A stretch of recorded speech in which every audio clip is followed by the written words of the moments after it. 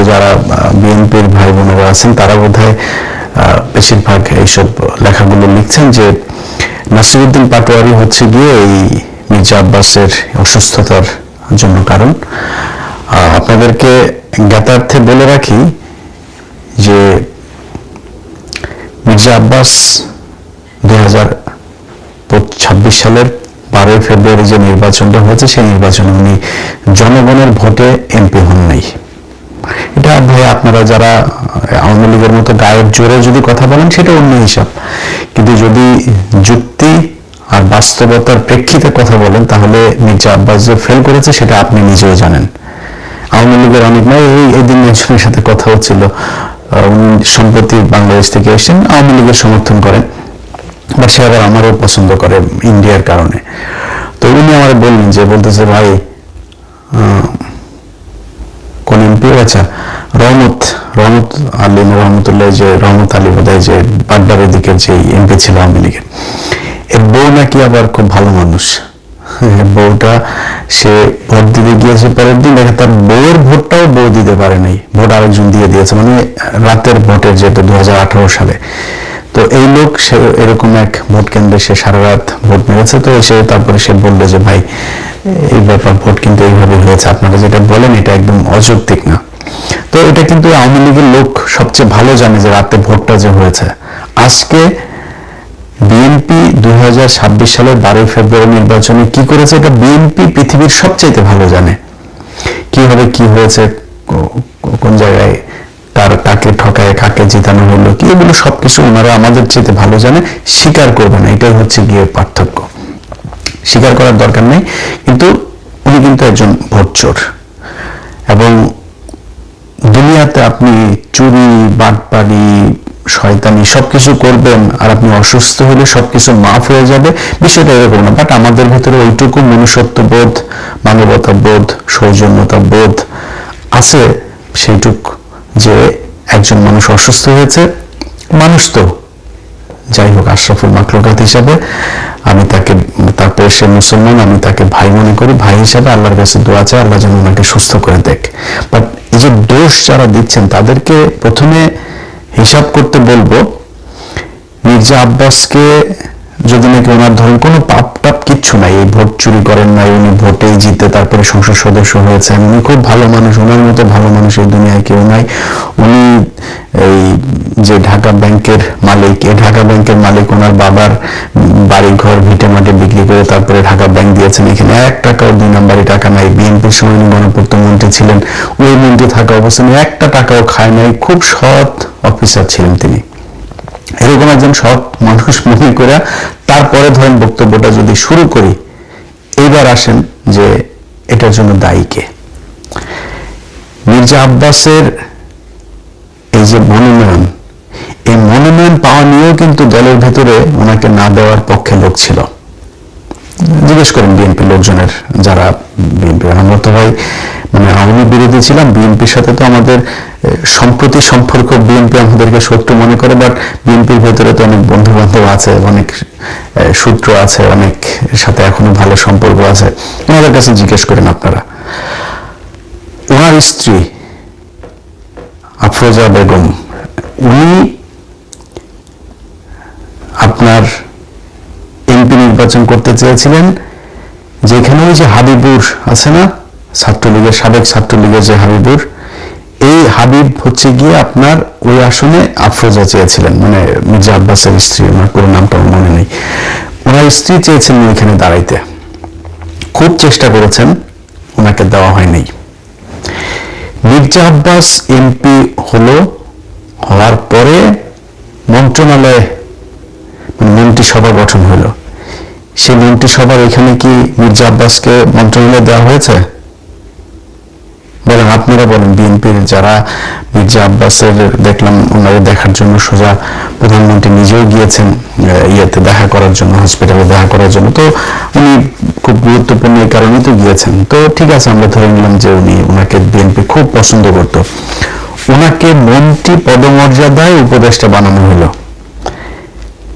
এই আওয়ামী লীগের সময় মনে আছে আপনাদের একবার ওই যে দপ্তরবিহীন মন্ত্রী একজন ছিল, খেয়েছেন, আমি ভুলে গেছি এই লোকটার নাম, কাউকে একজনকে দপ্তরবিহীন মন্ত্রী বানানো হয়েছিল, সুরঞ্জিত সেন গুপ্ত টুপ্ত বা কাউকে একজনকে, আমার মনে নেই তার নাম। তার আমরা খুব হাসাহাসি করতাম, ট্রল করতাম ফেসবুকে। তো এই যে মির্জা আব্বাস, গয়েশ্বরচন্দ্র রায়, এরকম কয়েকজনকে দপ্তরবিহীন মানে এই মন্ত্রীর পদমর্যাদায় উপদেষ্টা বানিয়েছে না, এটা কিন্তু গালের মধ্যে একটা জুতা মারা। মির্জা আব্বাস ওই জুতায় কতটা কষ্ট পেয়েছেন সেটা আপনারা মানে বাস্তবতা দিয়ে আপনাদেরকে আমি বুঝিয়ে দিই। আপনাদের মনে আছে গয়েশ্বরচন্দ্র রায় এই উপদেশটা বানানোর পরের দিন একটা বক্তব্য দিয়েছিল, মনে আছে আপনাদের? পৃথিবীতে যতদিন বেঁচে থাকবে কোনোদিন গয়েশ্বরচন্দ্র রায় মন্ত্রী হবেন না। উনি নিজে বলেছেন, আমি কোনোদিন মন্ত্রী হব না যতদিন পৃথিবীতে বেঁচে থাকবো। কত কষ্ট পেলে তারপরে একজন মানুষ এই কথা বলতে, আপনার কি মনে হয় না মির্জা আব্বাসও একই রকম কষ্ট পেয়েছে? মির্জা আব্বাসও পেয়েছে। অতএব মির্জা আব্বাসের যদি নাকি এই কষ্ট, এই ব্রেনের উপরে যে চাপ, এই চাপ যদি কেউ দিয়ে থাকে সেটা বিএনপি দিয়েছে, নাসিরউদ্দিন পাটোয়ারি দেয়নি। এখন তারপরে আপনারা ধরেন তর্কের খাতিরে যদি তর্ক করতে যান, নাসিরউদ্দিন পাটোয়ারিকে এখন অনেকে বলছেন মামলা টামলা করবেন, ওনার বিরুদ্ধে কথাবার্তা বলছেন। নাসিরউদ্দিন পাটোয়ারির জায়গায় যদি নাকি মির্জা আব্বাসকে হারানো হইতো, নাসিরউদ্দিন পাটোয়ারি এখনো পর্যন্ত তো জীবিত আছে, সুস্থ আছে, ওরা পিটাই মেরে ফেলতো বিএনপির লোকজন। মনে আছে আপনাদের? মির্জা আব্বাসের বউ নিজে চলে গিয়েছে আপনার কেন্দ্রে, নিজে কেন্দ্রে গিয়ে, সে ভিডিও দেখেছেন আপনারা? নিজে গিয়া একজন ইয়ের বউ তো, ক্যান্ডিডেটের বউ তো ওইভাবে যা ভোট গণনা করতে পারে না, তাই না? তার এখানে ঢোকারই এখতিয়ার ছিল, সে সেখানে গিয়েছে, গিয়ে তারপরে সেটা নিয়ে আপনারা সোশ্যাল মিডিয়া, নিউজ, পত্রিকা, টেলিভিশন সব জায়গায় দেখেছেন এই খবর। কেন গিয়েছিলেন? ভোট চুরি করতে গিয়েছেন। আপনি ভোট চোরের বউ, আপনি ভোট চোর। যদি বলেন যে নাসিরউদ্দিন পাটোয়ারির কারণেই সে মারা গিয়েছে, নাসিরউদ্দিন পাটোয়ারির কারণেই সেটা হয়েছে, নাসিরউদ্দিন পাটোয়ারির এইটুক দায়িত্ব নিয়ে নেওয়া উচিত। মারা গেলে মারা গেছে, আমার কথা যদি সে এরকম অবস্থা হয়েছে, আমি সত্য কথা বলছি, আমি ভোটে আমারে জোর করে তারা চুরি করে জিতাইছে, এই জন্য করা হয়েছে। এই নাসিরউদ্দিন পাটোয়ারি সহ জামাত ইসলামে যে আজকে পর্যন্ত চুপ করে আছে না, এই জামাত ইসলাম ওই যে ওয়াকার বলেছিল বুকে পাথর বেঁধে তারপরে হাসিনাকে সে দেশ থেকে বের করেছে, এই জামাত ইসলাম বুকে পাথর বেঁধে তারপরে এই 12 তারিখে নির্বাচনটা মেনে নিয়েছে। কারণ জামাত ইসলামকে বলা হয়েছিল শুধু এক জায়গা থেকে না, আপনাদেরকে বললাম না, এটা জামাতের কেন্দ্রীয় নেতাদের সাথে যাদের পরিচয় আছে তারা জিজ্ঞেস করে নিন যে কোন কোন জায়গা থেকে, দেশের ভেতর বাহির, উত্তরপাড়া, দক্ষিণপাড়া, বিভিন্ন জায়গা থেকে, কোন কোন জায়গা থেকে তাদেরকে বারবার ওয়ার্নিং দেওয়া হয়েছে। জামাত কিন্তু চেয়েছিল প্রতিবাদ করতে, রাস্তায় নেমে যেতে চেয়েছিল, এটা নিয়ে ব্যাপক গ্যাঞ্জাম তাদের করার লোকও ছিল, প্রস্তুতিও ছিল, তারা করতেও ছিল, বাট তাদেরকে বারবার করা হয়েছে যে না, কোনো কিছু করা যাবে না। তারা করে নাই। তারা কিন্তু এই দেশের কথা চিন্তা করে, দেশটা গৃহযুদ্ধ বেড়ে যাবে, দেশে একটা খারাপ পরিস্থিতি তৈরি হবে, আওয়ামী লীগ, ইন্ডিয়া তারা সুযোগ নেবে, তারা নিজেদের ক্ষমতায় দাওয়ার চাইতে দেশের যে রাজনৈতিক পরিবেশ, এই পরিবেশটাকে তারা শান্ত রাখতে চেয়েছে, এই জন্য তারা ওই দিন গ্যাঞ্জাম করে নাই। আপনার মনে হয় না যে জামাতের একটু ক্ষমতা আছে? এবং আপনাদের বলে রাখি, জামাত ইসলামের যদি নাকি মাঠের নামে পিটাপিটি করতে আসেন না, বিএনপি আপনারা পিটাপিটি করে পারবেন না ওদের সাথে। অনেক বড় বড় কথাবার্তা বলতে পারেন। যে ছাত্রলীগ, আওয়ামী লীগের লোকজন মনে আছে বিধবা নারীদের মতো জামাই মারা গেলে যেমন অসহায় হয়ে যায় না, ছাত্রলীগ, যুবলীগ, পুলিশ প্রশাসন ছাড়া এরকম আমরা ওদের বিধবা বলে খেপাতাম, সবসময় পুলিশের পেছনে থাকে, তারা বিশাল মাস্তানি করতো। আজ কোথায় রে বাবা তোরা? তোদের পুলিশ বাপ নাই আর সেনাবাহিনীর বাপেরা নাই, আজকে তোরা কোথায়? রাস্তায়? আজকে তো রাস্তায় যাইতে পারিস না, তোর মারে খেদানোর পরে যখন বুঝছিস সরকার ক্ষমতায় নাই, 3 মিনিটের মধ্যে সারা দেশ থেকে তোরা উদ্ধার হয়ে গেলি। এরকম আন্ডা বাচ্চা সহ পৃথিবীর ইতিহাসে কোনোদিন এরকম হয়নি। তোরা এখনো দেখা হইলে তারপরে বড় বড় কথাবার্তা করে, আশপাশের থেকে এই আপনার আওয়াজ দেয় যে রাজাকার। তো রাজাকার আমি তো প্রাউডলি বলি রে বেটা, আমি রাজাকার, আমার বাপ রাজাকার, আমি আর আমার আব্বা দুজনে মিলে তোদের মাদেরকে নিয়ে পাকিস্তানিতে দিয়ে আসতাম। এটা আমি বললি, স্বীকার করি। আমি কি বলদ, তোর বলদ মনে হয় আমারে? আমি ঠকবো কেন? আমি আর আমার বাবা দুজন মিলে পাকিস্তান ক্যাম্পে দিয়ে আসতাম, মানে কি তোদের মাদের বোনদেরকে মেয়েদেরকে দিয়ে আসতাম। তাহলে পাকিস্তানের বীজ হলি কারা? তোরা। তো তোরা রাজাকার বললে আমি তো প্রাউড ফিল করি, তুই আমার যেটা বলে খেপাইতে চাইবে আমি খেপি না, কি হবে? তুই রাজাকার বললে আমি তোরা বলবো তোর মা তো বিয়ে ছাড়া মোদের সাথে যায় শুইতেছে, তোরা তো ওইটা আনতে পারিস না, তোদের মারে তোদের আপারে আন, এটা তো আনতে পারিস না। তো এটা বলে ওনারা করতে চায়। যাই হোক, সেই রাজাকার টাজাকার ওই আলাপে দিলে আবার অনেক অন্যদিকে চলে যাবে। তো এখন এই মির্জা আব্বাসের বিষয়ে যদি নাকি এখন মনে করেন জামাত ইসলাম মাঠে ওই দিন খারাপ কাজ করতো, তাহলে দেশের পরিস্থিতিটা খারাপ হতো। বিএনপি হলে এই ধৈর্য জীবনে দেখাইতো না, হেরে তারপরে বিএনপি জিতে আজকে করছে, ক্ষমতায় আছে, ভোটে হেরে। শোনেন, যেসব জায়গায় 3000, 4000, 5000 এরকম হয়েছে 57টা না 54টা আসনে, আপনার মনে তারেক রহমান প্রধানমন্ত্রী, সেই প্রধানমন্ত্রী খালেদুজ্জামান ভাইয়ের কাছে জিতেছে হচ্ছে 5000 ভোটে। এটা আপনার বিশ্বাস হয়? আপনি কাউন্ট করেন প্রথম দিকের কেন্দ্রগুলোর ফলাফল আর শেষে একই সাথে 17টা কেন্দ্রের ফলাফল দিয়ে দেওয়া হলো। কেন? ওগুলিতে সব করাতে তারেক রহমান আগায়, সব করাতে। আর প্রথমে যেগুলো ইন্ডিভিজুয়ালি কেন্দ্রগুলো করা হলো, সব করাতে খালেদুজ্জামান ভাই আগায়। এটা আপনাদের বিশ্বাস হয়? তো কেমনে হয়েছেন, কেমনে ক্ষমতায় গেছেন, সমস্যা নেই, কোনো সমস্যা নেই। তারপরেও তারেক রহমান এখন পর্যন্ত সোফার যা কিছু করছে খারাপ লাগছে না। খালি একটাই অনুরোধ থাকবে, আওয়ামী লীগ আর ইন্ডিয়ারে নিয়ে এসে না, আর কোনো জায়গায় কোনো কিছুতে কোনো আপত্তি নাই, কোনো কষ্ট নাই, কোনো অভিযোগ নেই, কিচ্ছু থাকবে না। শুধু আওয়ামী লীগ আর ইন্ডিয়ার ব্যাপারে আমরা কিন্তু এখনো দেখছি, যদি মনে হয় বা দেখি যে আওয়ামী লীগ এবং ইন্ডিয়াকে আপনারা আবার ফেরি করতে যাচ্ছেন, তাহলে কিন্তু সেই আওয়ামী লীগের সাথে যেরকম বিদ্রোহ করেছিলাম ওই বিদ্রোহ কিন্তু আবার শুরু হবে। আমি তো এখন দেখছি, এবং এখন পর্যন্ত যেটা বললাম যে এটা আবার বলাতে আবার আমাদের অনেক লোকজন আবার করে, ভাই ইলিয়াস ভাই আপনি বিএনপি ক্ষমতায় আসছে দেখে মনে হয় চামচামি শুরু করেন বিএনপির পক্ষে। ভাই এই পরীক্ষা গত 10 বছর ধরে দিচ্ছে, এটা নতুন করে পরীক্ষা দেয়, সামনেও দেখবেন তারেক রহমান যদি ইন্ডিয়ার কাছে যদি বিক্রি না হয় আমার কোনো সমস্যা নেই। তবে সামনে নির্বাচনে গেলে আবারও দাঁড়িপাল্লার পক্ষে ভোট চাবো, এটা আপনাদের আগে বলে রাখি। কারণ বিএনপির চাইতে জামাতকে যদি আপনি আমার কম্পেয়ার করতে বলেন, তাহলে আমার কাছে মনে হয় জামাতের লোকজন বেশি অনেস্ট।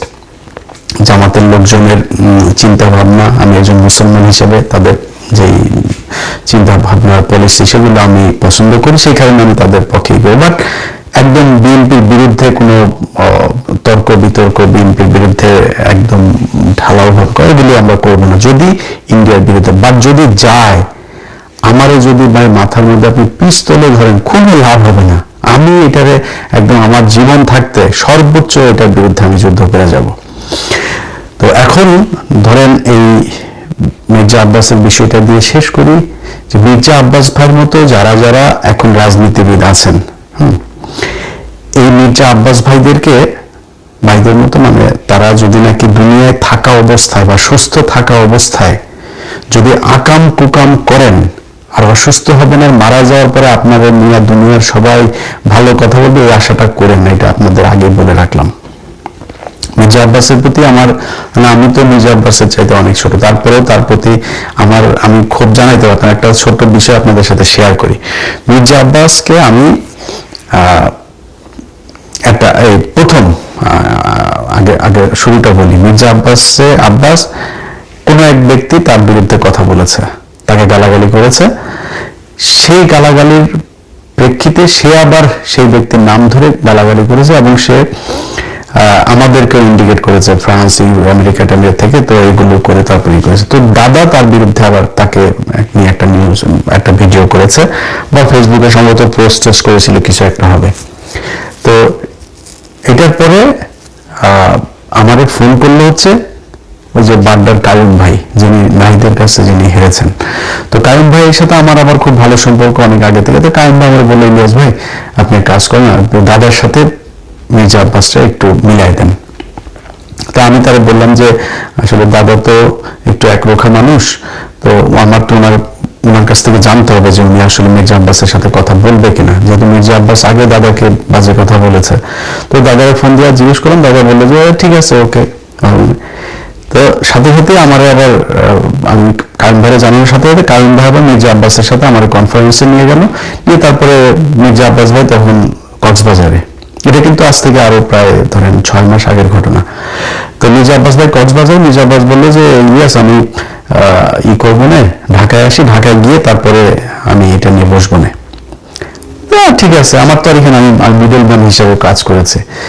এরপরে সে আর আমার সাথে কায়ুম ভাই আর কিছু বলে নাই, সেও আমার কিছু বলে। এর মাঝখানে দেখি আবার ফের সে ঢালাই ভাবে আমাদেরকে নিয়ে বাজে কথাবার্তা বলা শুরু করলো। তারপরে আমি আমার মতো ছিলাম। বাংলা এডিশন যেদিন উদ্বোধন, সরি দেখেন এটা, হ্যাঁ এটা 6 মাস না আরো অনেক আগে, অর্থাৎ বাংলা এডিশন উদ্বোধন হয়েছে জুলাইয়েরও আরো ধরেন মাসখানেক আগের ঘটনা এটা। সো প্রায় 8-9 মাস হয়ে গেছে। তো জুলাইয়ের এই প্রোগ্রামের জন্য আমি মির্জা আব্বাস ভাইরা আমার অফিসের একজন ফোন দিয়ে বললো যে ভাই এই ব্যাপার, আমার বাংলাদেশের উদ্বোধনে আপনাকে একটু দাওয়াত দিতে বলেছে, আমি কার্ডটা কোথায় দিয়ে আসবো। সে খুব বাজে একটা কথা বলেছে। কি বাজে কথা ওইটা সোশ্যাল মিডিয়াতে বললাম, বাট খুব বাজে একটা কথা বলেছে। এবং এই যে মানুষটা আমার নিয়ে বললেন, আমি বললাম যেটা যে আমার চাইতে আমার রক্ত কিন্তু কম গরম না। হ্যাঁ, আমি কিন্তু আমারে যদি নাকি আমি কোথাও যদি নাকি আমার মনে হয় যে আমার মাথা যদি ঠিক কন্ট্রোল করতে না পারি, ও আমার চাইতে কত শক্তিশালী আমি দেখি না। কিন্তু মানে সর্বোচ্চ আমার শরীরে যেটুকু আছে ওইটুকু আমি কাজে লাগাই। তো ওনার চাইতে আমার রক্ত কম গরম না, বাট আমি কিন্তু ওনার এই খারাপ সময় আমি এটা ওনাকে খুব সম্মান দিয়ে কথা বলছি এবং আল্লাহর কাছে দোয়াও করছি যে আল্লাহ যেন ওনাকে সুস্থ করে দেন। কিন্তু রাজনীতিবিদদেরকে বলবো, ভাই চুরি করবেন, চোট্টামি করবেন, মাগিবাজি করবেন, দুর্নীতি করবেন, দেশের বিরুদ্ধে কাজ করবেন, সব আকাম কুকাম করবেন, এরপরে মরার সময় আপনারা কেউ খারাপ কথা বলতে পারবে না, মরার পরে আপনার নিয়ে কেউ খারাপ কথা বলতে পারবে না। এই প্রত্যাশাটা করা বন্ধ করে দিন। যারা মরার পরেও এই যে দেখেন না আপনার ওই যে ইতে নিয়ে যায়, শহীদ মিনারে নিয়ে যায়, শহীদ মিনারে নিয়ে তারপরে ফুল দেয়, সারা দেশের মানুষ গিয়া, তারপরে হাজার হাজার মানুষ গিয়া ফুল দেয়। ওই ফুল যার কপালে আছে, যে কয়জনের কপালে ফুল জুটেছে, সব কয়টা মনে করবেন যে জুতা খেয়েছে। কথাটা শুনতে খুব খারাপ লাগলো, একজন মুসলমান হিসেবে বললাম, কোন মুসলমান যদি শহীদ মিনারে গিয়া বিভিন্ন জায়গায় ফুল টুল এগুলো নেয় না, এই মৃত্যুর পরে যার হচ্ছে ওরা মনে করবেন ওর জীবনের অনেক পাপ আছে, এই পাপের শাস্তি কিছুটা এখানে দুনিয়ায় হচ্ছে। যে আল্লাহ যাকে পছন্দ করেন ওরা আল্লাহ শহীদ মিনারে এই ফুল নেওয়ায় না। আপনার মনে আছে কবি আল মাহমুদের কথা মনে আছে? আল মাহমুদ ভাই কিন্তু একজন মানে আমার দেখা একজন সবচেয়ে মানে শ্রেষ্ঠ মানুষদের মধ্যে বাংলাদেশের একজন। উনি পিয়াস করিমের কথা মনে আছে? 2 জনের একজনকেও এই ছাত্রলীগ, আওয়ামী লীগ এরা শহীদ মিনার নিতে দেয়নি। এটা এবার ফয়সালা আল্লাহ ওই উপর থেকে করেছেন, এটা দুনিয়ায় কেউ ফয়সালা করেন। আল্লাহ ওনারে এই শাস্তি দিতে চায় নাই, এই অপমান করতে চায় না, এই জন্য ওরা শহীদ মিনারে নেয় নাই। আল্লাহ পছন্দ করেছেন তাই শহীদ মিনারে নেয় নাই। সো এরকম যারা শহীদ মিনার আল্লাহ নেয়, মনে করেন কম থাক বেশি থাক আপনার পাপ আছে, এই জন্য শহীদ মিনার নিয়ে ফুল দেয়। যাদের মুসলমান দাবি করেন নিজেরা, আপনারা মৃত্যুর আগে বলে নিন, পরিবারকে বলে দিন যে আমার মৃত্যুর পরে আমার কবর দেওয়ার জন্য আমার যত দ্রুত সম্ভব আমার এই কাজ যেন সম্পন্ন করা হয়। এটাই ইসলাম। বদরের যুদ্ধে, উহুদের যুদ্ধে, এগুলো যারা সৌদি টদিতে গিয়েছেন তারা গিয়ে নিজের চোখে দেখেছেন। আমি আল্লাহ যেন দেখান, এখনো চোখে দেখি নাই, বাট ওইখানে যেখানে মারা গিয়েছেন আপনাদের চাইতে আমাদের চাইতে আমরা মানে পায়ের ময়লাও না ভাই সেই সাহাবীদের। বদরের যুদ্ধে যারা মারা গিয়েছে, উহুদের যুদ্ধে যারা মারা, পৃথিবীর সবচেয়ে সম্মানিত শহীদ বদরের যুদ্ধের এরা যেখানে মারা গিয়েছে, এদের চাইতে আমাদের মায়া মমতা কম ছিল। পরিবারের কাছে পর্যন্ত নিয়ে আসেনি, ওইখানেই কবর দিয়ে দিয়েছে সাথে সাথে। সো যত দ্রুত সম্ভব কবর দিয়ে দেওয়া উচিত এটাই।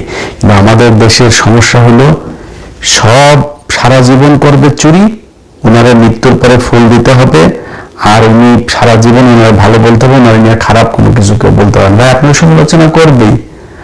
আর ধরেন মির্জা আব্বাসে চান্দা আব্বাস বলতো, মির্জা আব্বাস যেই সংসদীয় আসনে পাশ করেছে বা নির্বাচন করছে, ওই সংসদীয় আসনের সম্পূর্ণ দায়িত্ব তার। মৌচাক মার্কেটের সামনে ভুয়া ফুটপাতে এই বসা, এখানে চাঁদাবাজি হয় না, এখানে গাড়িতে চাঁদাবাজি হয় না। মির্জা আব্বাস একসময় এই যাত্রাবাড়িতে ইয়ে করতো না, শ্রমিক ইউনিয়নের ইয়েতে ছিল না। মির্জা আব্বাসের বিশাল সম্পত্তির এসব হিসাব মির্জা আব্বাস দিতে পারবে। আল্লাহ মাফ করে দিক মির্জা আব্বাসকে। মির্জা আব্বাস ভাই, আমি সারা জীবন সত্যি কথা বলতে যদি আমার বলেন, আমি ওনারে বিশাল খারাপ কোনো কিছু মানে মানুষ হিসেবে আমার সাথে